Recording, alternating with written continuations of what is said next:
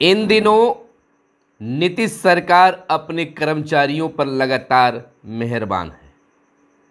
लगातार जहां वैकेंसी निकल रहे हैं, कर्मियों के वेतन बढ़ाए जा रहे हैं, मानदेय की घोषणा की जा रही है, तो वहीं एक बड़ी खबर अभी अभी निकल कर आई है कि नीतीश सरकार अपने नियोजित कर्मियों पर मेहरबान हो गई है।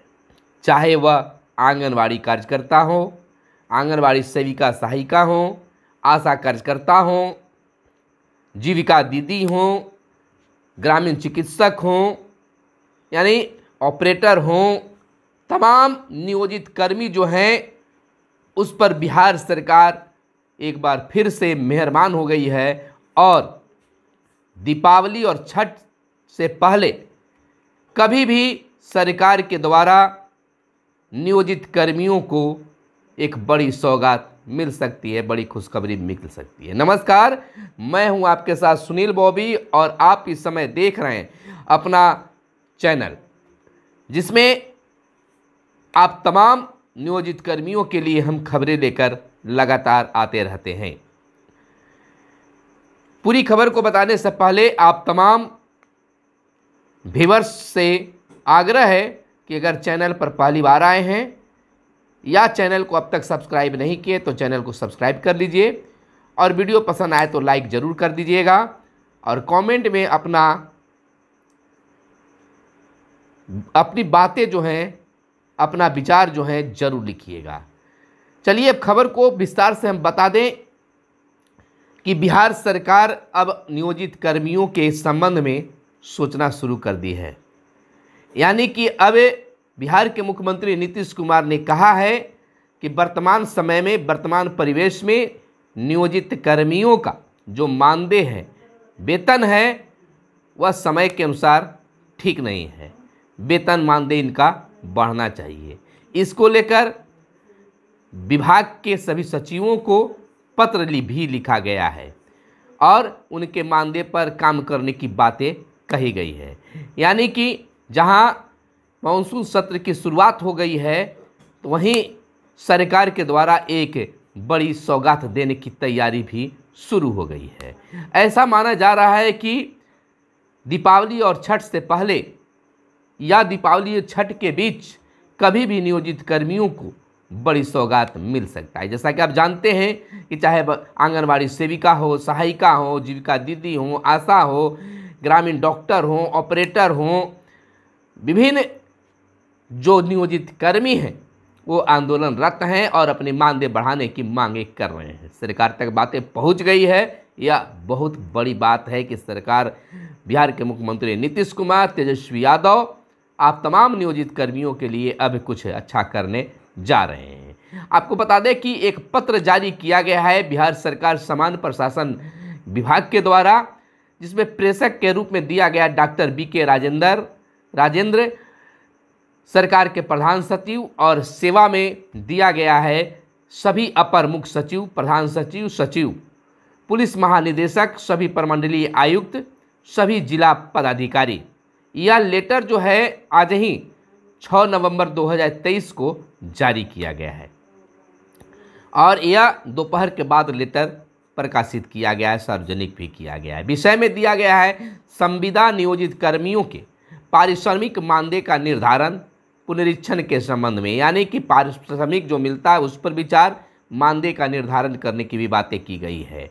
पत्र में आगे कहा गया है कि उपयुक्त विषय के संबंध में कहना है कि संविदा नियोजित कर्मियों की सेवा संबंधी बिंदुओं पर उच्च स्तरीय समिति द्वारा की गई अनुशंसा के आलोक में सामान्य प्रशासन विभाग के संकल्प ज्ञापांक 12,534 दिनांक 17/9/2018 के द्वारा राज्य सरकार का निर्णय संसूचित है। साथ ही उक्त संकल्प के निर्णय के आलोक में संकल्प ज्ञापांक 1003 दिनांक 22/1/2021 द्वारा संविदा नियोजन की प्रक्रिया एवं मार्गदर्शक सिद्धांत निरूपित किया गया है। उक्त संकल्प ज्ञापांक 1003 दिनांक 22/1/2021 की कंडिका 4.3.1 में संविदा नियोजित कर्मियों के मानदेय या पारिश्रमिक के निर्धारण पुनरीक्षण के संदर्भ में किया गया है, जो निम्नलिखित बताया गया है। यानी कि कहा गया है विभाग के द्वारा कि पारिश्रमिक मानदेय का निर्धारण संविदा के आधार पर नियोजित कर्मी को दे पारिश्रमिक मानदेय का निर्धारण विकास आयुक्त की अध्यक्षता में गठित एक समिति द्वारा किया जा सकेगा, जिसके सदस्य सचिव संबंधित विभाग के सचिव प्रधान सचिव होंगे तथा सामान्य प्रशासन विभाग द्वारा एवं वित्त विभाग के सचिव प्रधान सचिव इसके सदस्य होंगे। समिति निम्न 2 बिंदुओं पर विचार कर पारिश्रमिक का निर्धारण कर सकेगी। क में दिया गया है कि बाजार दर एवं अन्य चीज़ों पर भी बातें की गई है। और इधर हम आपको बता दें, ये पत्र में दूसरे पत्र में 2 पन्ने हैं। दूसरे पन्ने में दिया गया है कि जो नियोजित कर्मी हैं उनके लिए और क्या कुछ है। तो रोक दीजिए, यहाँ पर रोकिए वीडियो पे। तो बिंदु ख में स्पष्ट किया गया है कि सरकार में उपलब्ध समान समकक्ष पद के प्रारंभिक स्तर का वेतन, महंगाई भत्ता एवं अन्य अनुमान भत्तों को मिलाकर समेकित रूप से प्राप्त योगफल। दूसरे बिंदु में लिखा है कि उपयुक्त प्रावधान से स्पष्ट है कि संविदा नियोजित कर्मियों के पारिश्रमिक मानदेय के निर्धारण हेतु विकास आयुक्त की अध्यक्षता में समिति गठित है, जिसके द्वारा सदस्य सचिव संबंधित प्रशासनिक विभाग के अपर मुख्य सचिव, प्रधान सचिव, सचिव, सदस्य सचिव होते हैं। संबंधित प्रशासनिक विभाग द्वारा उनके नियंत्रणाधीन संविदा नियोजित कर्मियों के पारिश्रमिक मानदेय के निर्धारण पुनरीक्षित से संबंधित प्रस्ताव उक्त समिति के समक्ष विचारार्थ प्रस्तुत किया जाना है। तीसरे नंबर पर दिया गया है कि अतः अनुरोध है कि यदि प्रशासनिक विभाग कार्यालय के नियंत्रणाधीन समान प्रशासन विभाग के संकल्प ज्ञापांक 2401 दिनांक 18/7/2007 सपाठित संकल्प ज्ञापांक 1003 दिनांक 22/1/2021 के प्रावधानों के तहत संविदा नियोजित कर्मियों के पारिश्रमिक मानदेय का निर्धारण पुनरीक्षण उपयुक्त खंडिका 1 में वर्णित प्रावधान के आलोक में नहीं किया गया हो तो इस संबंध में अग्रसर कार्रवाई शीघ्र की जाए।